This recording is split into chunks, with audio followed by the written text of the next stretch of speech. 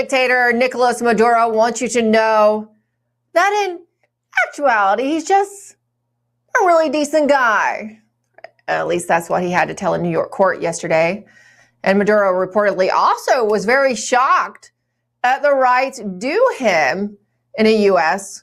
court of law, which personally I find a little ironic considering that American hero Tina Peters is getting the treatment due what should actually happen to a leader of a transnational cartel she's suffering under right here in the United States of America. And with the arrest of Maduro, who himself benefited from rigging election software that was created in his own country, well, with his arrest, the dam is breaking on our own election fraud born of the same system here in the United States. As promised by Patrick Byrne yesterday on this show, Byrne's lawyers filed a motion to unseal key evidence found during discovery in his own Dominion defamation case that he feels the public absolutely must see.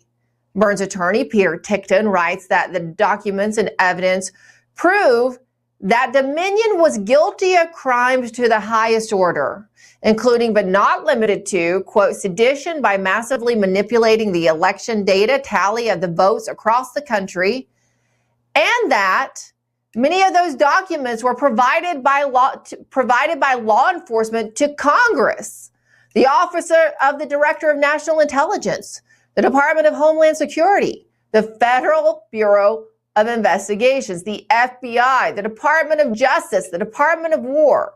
Tickton writes that these documents are currently under government investigation due to transparent public government referrals by the law enforcement personnel who had possession of these documents. He also adds that the U.S. government has taken serious action as a result of the law enforcement referral, including the Department of War, which apparently, he writes, quote, neutralized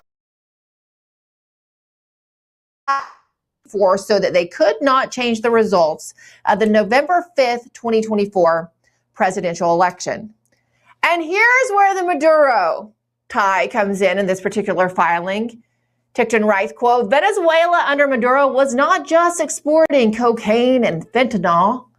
They were also exporting election manipulation to 72 countries around the world, including the United States. Joining us now is Mark Cook. He is an activist for cleaning up our elections. He also is one of those people that goes out and shows counties and regular citizens how you can conduct a paper ballot election and hand counting, because it's not that hard to do, right? Mark Cook, it's good to see you. It's not that hard to do at all. Counting dots, adding the dots up, and whoever has the most dots wins. And it's good to see you as well.